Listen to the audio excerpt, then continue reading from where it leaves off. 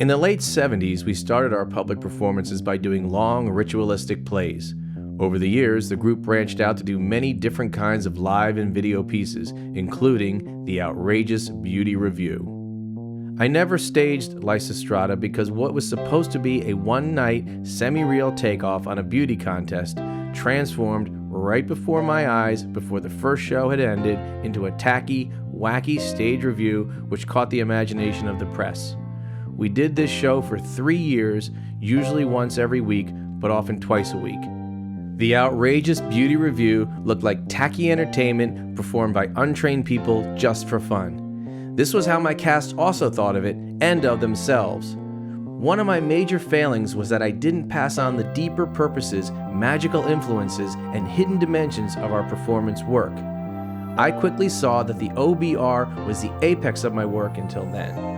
In the ritual pieces and in the workshop, we were battling the social fragmentation and isolation by underground channels, avoiding standard rules and criticisms and values. But by using an entertainment channel to subvert entertainment, we broadened the attack and our vulnerability to attack.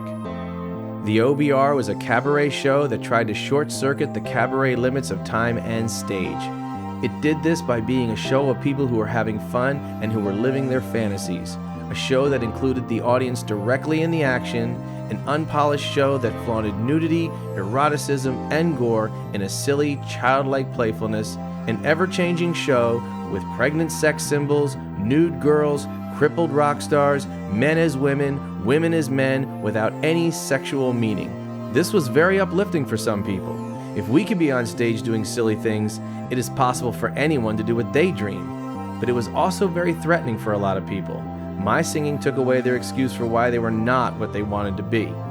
It looked like entertainment, but it really was a medium to spread the playful communal spirit which we had worked years on fine-tuning. This underground spirit of communal fun, of playful folly, secretly sucked the audience in. This spirit allowed us to do things which would normally be violent or sexual in a freeing, playful innocence. This became obvious when I tried to let non-cast people do acts in the show. They never really reached the intensity or the tightrope edge which the cast took for granted. The tacky, wildly colorful, loud show of bad taste was really a cover, a distraction of the audience's attention so that the hidden, magical trance could take them over. A trance can be cast by showing them something out of their reality.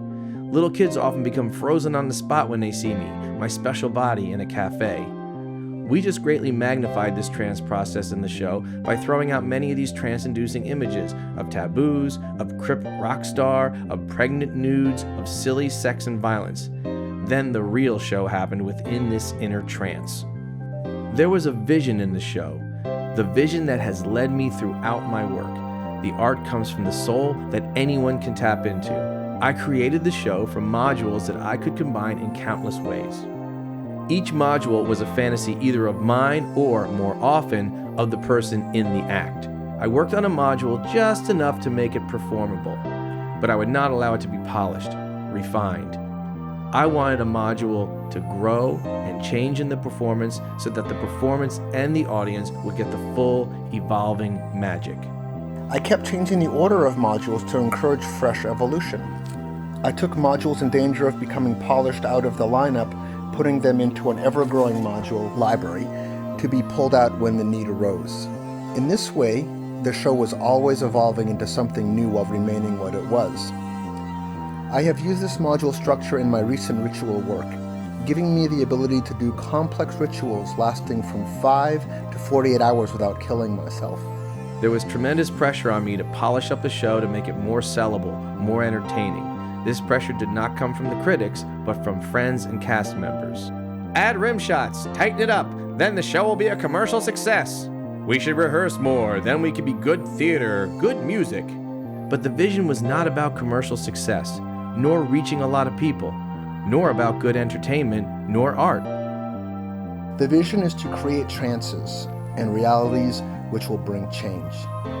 This is my vision. The vision has me. I am its tool. If I had not stayed within the vision, I would have been lost within artistic pressures. Art should be a vision quest. Other kinds of pressures were to change the content, the tools, and the focus of the work.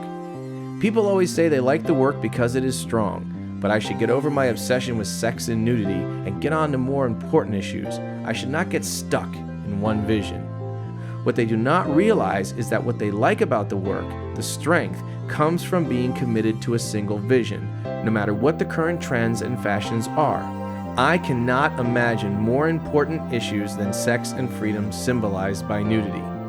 But, as this paper shows, these are not my ultimate focus. Sex and nudity are powerful digging tools to reach the intimate community.